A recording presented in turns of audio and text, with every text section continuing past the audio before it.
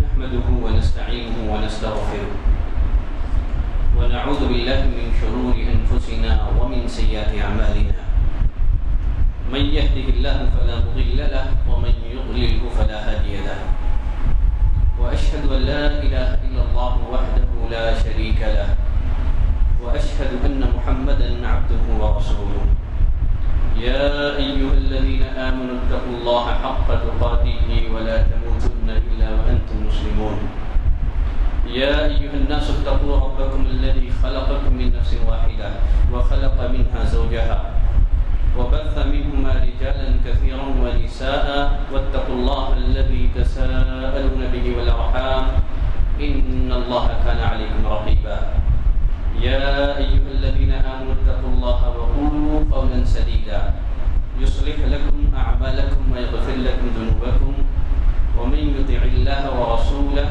فقد فاز فوزا عظيما أما بعد فإن أصدق الحديث كتاب الله وأحسن الهدي هدي محمد صلى الله عليه وسلم وشر الأمور محدثاتها وكل محدثة بدعة وكل بدعة ضلالة وكل ضلالة في النار. أعوذ بالله من الشيطان الرجيم من همزه ونفخه ونفثه كلوا واشربوا ولا تسرفوا. ہر قسم کی تعریف بزرگی بڑائی اللہ وحدہ لا شریک کے لیے لائق اور زیبا ہے، جس نے ہم تمام کو دولت اسلام سے مالا مال کیا. لاکھوں درود و سلام ہوں اس دنیا میں مبعوث کیے گئے فردن فردن سارے انبیاء اکرام پر، خصوصیت کے ساتھ ہمارے اور آپ کے آخری نبی خاتم النبیین رحمۃ للعالمین امام المرسلین جناب محمد صلی اللہ علیہ وسلم پر. برادران اسلام، عزیز دوستوں، صحت اور عافیت اللہ کی ایک عظیم نعمت ہے. اسی لیے کہا جاتا ہے تندرستی ہزار نعمت ہے. یہاں ایک سوال پیدا ہوتا ہے، وہ یہ ہے بیماریاں کیوں آتی ہیں؟ انسان بیمار کیوں پڑتا ہے؟ اس کی بنیادی 3 وجوہات ہیں. سب سے پہلی وجہ، انسان مصیبت میں، بیماریوں میں اپنے گناہوں کی وجہ سے گرفتار ہوتا ہے. اللہ نے فرمایا وَمَا أَصَابَكُم مِّن مُّصِيبَةٍ فَبِمَا كَسَبَتْ أَيْدِيكُمْ. تم پر جو بھی مصیبت آتی ہے یہ تمہارے کرتوت کا بدلہ ہے، یہ تمہاری بداعمالیوں کا نتیجہ ہے. اور حدیث میں نبی کریم صلی اللہ علیہ وسلم نے فرمایا لَمْ تَظْهَرِ الْفَاحِشَةُ فِي قَوْمٍ قَطٌّ حَتَّى يُعْلِنُوا بِهَا. جب کسی بھی معاشرے میں کھلم کھلا بے حیائی ہونے لگے، فحاشی ہونے لگے، زناکاری ہونے لگے، تو اللہ ایسے معاشرے کے افراد کو طاعون اور پلک کی وبا میں مبتلا کر دیتا ہے، اور ایسا معاشرہ ایسی بیماریوں کا شکار ہو جاتا ہے کہ سابقہ لوگوں نے ان بیماریوں کا نام تک سنا نہ ہوگا. طاعون اور پلک ہی کی بیماری سے متعلق نبی کریم صلی اللہ علیہ وسلم نے فرمایا انہ کان عذابا، یقیناً طاعون کی جو وبا ہے، پلک کی جو وبا ہے، ایک عذاب ہے. یبعثہ اللہ علی من یشاء من عبادہ، اللہ اپنے بندوں میں سے جس پر چاہتا ہے بھیجتا ہے. لیکن اللہ نے اس وبا کو مومنوں کے لیے رحمت بنا دیا ہے. اگر کوئی شخص اس وبا میں مبتلا ہو، پلک کی بیماری میں مبتلا ہو کر صبر کے ساتھ اللہ کی رحمت سے امید لگائے ہوئے اپنے گھر میں بیٹھا رہے، اسے یقین ہو کہ مجھے وہی مصیبت لاحق ہوگی جو کہ اللہ نے میری حصے میں لکھ دیا ہے، میری تقدیر میں لکھی جا چکی ہے، نبی کریم صلی اللہ علیہ وسلم فرمایا اسے شہید کے اجر کے برابر ثواب ملے گا. اس بیماری میں مبتلا ہو کر آدمی اپنے گھر میں ٹھہرا رہے، اپنے شہر میں ٹھہرا رہے، صبر کر اللہ کی رحمت کی امید بھی ہو، تو اسے شہید کے برابر اجر و ثواب ملتا ہے. تو انسانوں پر مصیبت کیوں آتی ہے؟ گناہوں کی وجہ سے انسان بیماریوں کا شکار بنتا ہے. نمبر 2، دوسری وجہ، اللہ انسانوں کو اپنے نیک بندوں کو آزمانے کے لیے بیماریوں میں مبتلا کر دیتے ہیں تاکہ ان کے گناہوں کو معاف کر دیا جائے، تاکہ ان کے درجات کو بلند کیا جا سکے. جیسا کہ اللہ نے انبیاء میں سے ایوب علیہ السلام کو بیماری میں مبتلا کر دیا تھا، آزمائش کے لیے، درجات کی بلندی کے لیے۔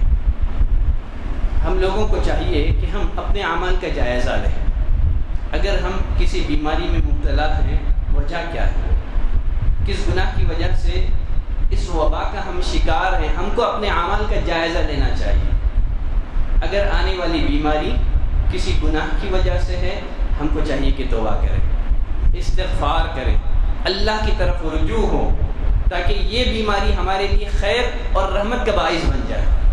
اگر بندہ بیماری میں مبتلا ہو کر توبہ کرتا ہے، استغفار کرتا ہے، اللہ کی طرف اگر وہ رجوع ہو جائے تو یہ مصیبت، یہ وبا اس کے لیے خیر اور رحمت کا باعث بن جاتی ہے۔ اس لیے اللہ نے فرمایا لَنُذِيقَنَّهُم مِّنَ الْعَذَابِ الْأَدْنَىٰ دُونَ الْعَذَابِ الْأَكْبَرِ، ہم قیامت کے بڑے عذاب سے قبل چھوٹے چھوٹے عذاب سے لوگوں کو دوچار کرتے ہیں۔ کیوں؟ تاکہ وہ میری طرف پلٹ آئے۔ اگر بندہ مصیبت کا شکار ہو کر اللہ کی طرف پلٹ آئے، توبہ اور استغفار کرے، اللہ کی طرف رجوع ہو، یہ بیماری اس کے حق میں رحمت اور خیر کا باعث بن جاتی ہے۔ بیماری کیوں آتی ہے؟ اس کی تیسری وجہ ہے ہماری بد احتیاطی اور لاپرواہی۔ کھانے پینے کے معاملے میں، سونے جاگنے کے معاملے میں، پاکی صفائی کے معاملے میں بد احتیاطی اور لاپرواہی کی وجہ سے بھی آدمی بیماری میں مبتلا ہو جاتا ہے۔ حفظان صحت کے لیے، صحت کی حفاظت کے لیے غذا ریڑھ کی ہڈی کی حیثیت رکھتا ہے۔ کھانا پینا انسان کی بنیادی ضرورت ہے، اس کے بغیر انسان زندہ نہیں رہ سکتا۔ البتہ صحت کی حفاظت کے لیے ضروری ہے کہ انسان کھانے پینے کے معاملے میں احتیاط سے کام لے۔ ضرورت سے زیادہ کھانا پینا یہ انسانی صحت کے لیے نقصان دہ ہے۔ اس لیے اللہ نے قرآن مجید میں فرمایا کلوا واشربوا ولا تسرفوا، کھاؤ پیو، اسراف نہ کرو۔ ضرورت سے زیادہ نہ کھاؤ، ضرورت سے زیادہ نہ پیو۔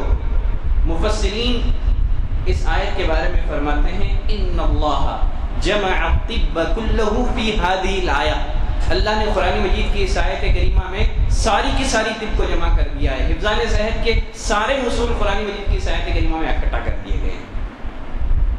کھاؤ پیو، اسراف نہ کرو، ضرورت سے زیادہ نہ کھاؤ، اس لیے کہ پیٹ یہ بیماریوں کا گھر ہے۔ اگر آدمی کھانے پینے کے معاملے میں احتیاط سے کام نہ لے، ضرورت سے زیادہ کھائے پیے تو وہ بیمار پڑ جاتا ہے۔ اسی لیے حدیث میں نبی کریم صلی اللہ علیہ وسلم نے فرمایا ما ملع ابن آدم وعاء شرا من بطنہ، ابن آدم نے اپنے پیٹ سے بدترین کوئی برتن نہیں بھرا۔ اگر کھانا ضروری ہے، نبی کریم صلی اللہ علیہ وسلم نے فرمایا اپنے پیٹ کا تہائی کھانے کے لیے مقرر کرو، 1/3 پینے کے لیے مقرر کرو، 1/3 سانس لینے کے لیے مقرر کرو۔ کھانے پینے کے معاملے میں اور ایک بد احتیاطی جو ہمارے معاشرے میں عام ہے، وہ ہے ایسی چیزوں کا استعمال جو انسانی صحت کے لیے مضر ہے، انسانی صحت کے لیے نقصان دہ ہے۔ اللہ نے قرآن مجید میں سارے انسانوں سے خطاب کر کے فرمایا، چاہے اس کا تعلق کسی بھی مذہب سے ہو، کسی بھی ریلیجن سے ہو۔ یا ایھا الناس کہا اللہ نے، یا ایھا الذین آمنوا نہیں کہا۔ اے لوگوں، اس میں اہل ایمان بھی داخل ہیں، غیر اہل ایمان وہ بھی داخل ہیں۔ اللہ نے سارے انسانوں سے خطاب کر کے کہا یا ایھا الناس کلوا مما فی الارض حلالا طیبا، زمین میں جو پاکیزہ ہے، جو حلال ہے، اس کا استعمال کرو۔ حلال کھاؤ، طیب کھاؤ۔ مما فی الارض حلالا طیبا، حلال اور پاکیزہ کھانے کا حکم دیا ہے۔ حلال اس کی ضد کیا ہے؟ حرام ہے۔ بندہ حرام کھاتا ہے تو پھر وہ بیمار پڑ جاتا ہے۔ حرام چیزیں انسانی صحت کے لیے نقصان دہ ہے۔ اللہ حکیم ہے،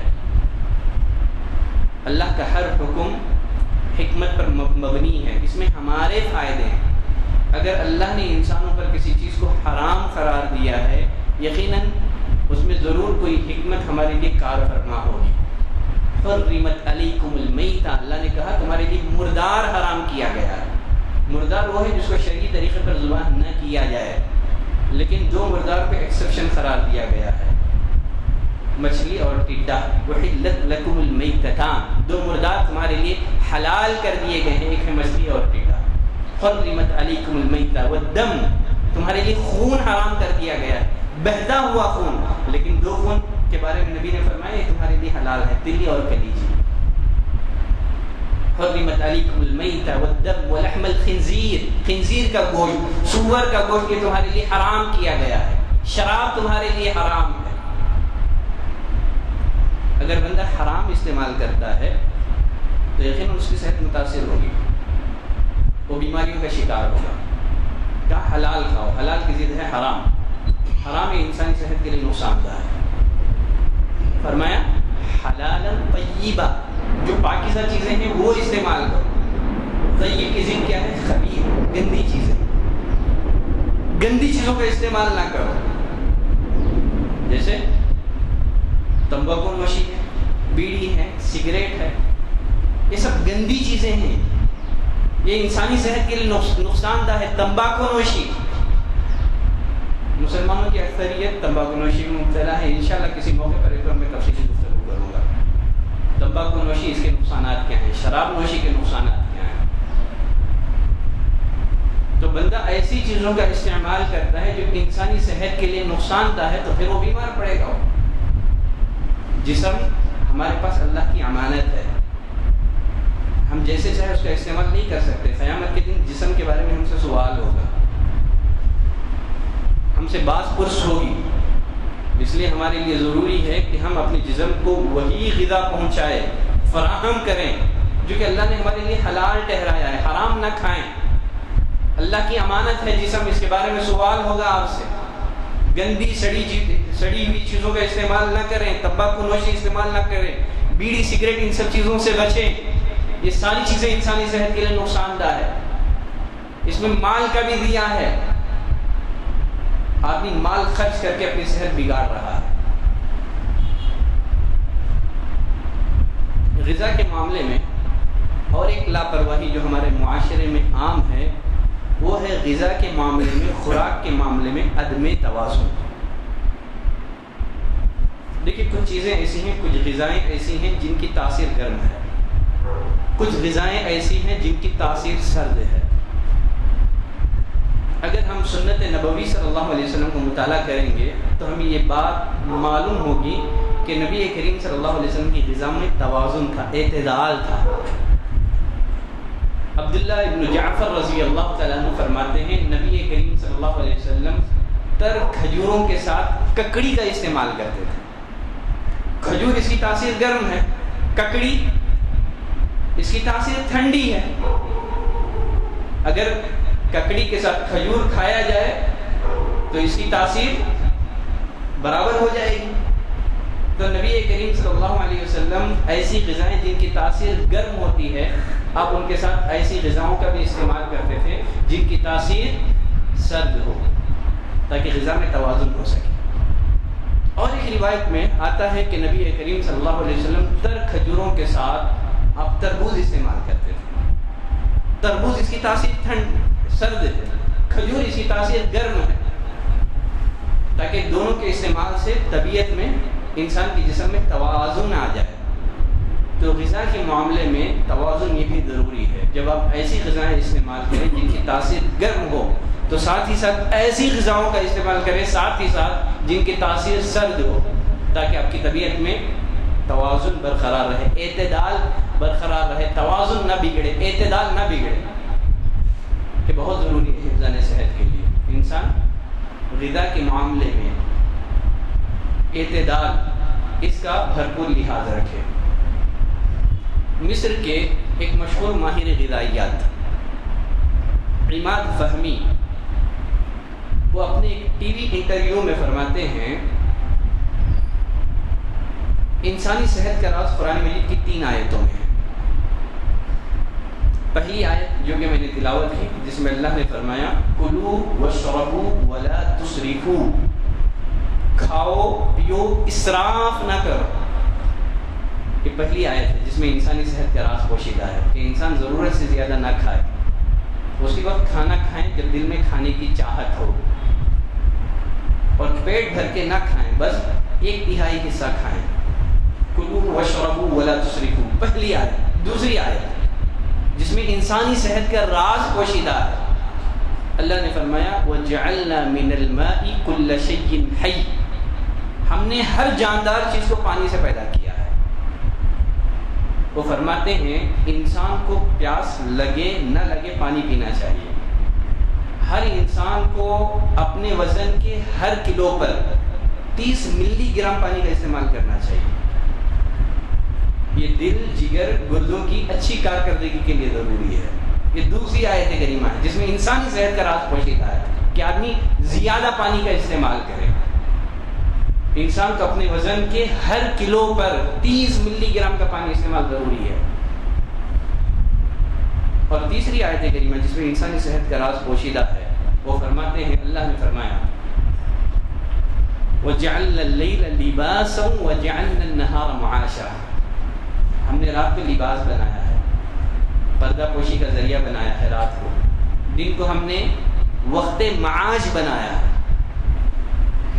وہ فرماتے ہیں رات میں جلدی سو جائے، دن میں جلد بیدار، اس لیے کہ اللہ نے رات آرام کرنے کے لیے بنائی ہے، دن یہ روزگار کا وقت ہے۔ وَجَعَلْنَا النَّهَارَ مَعَاشًا، اگر بندہ اس نظام کے خلاف بغاوت کرے گا، رات میں جا کے دن میں سوئے تو بیماریوں کا شکار ہو۔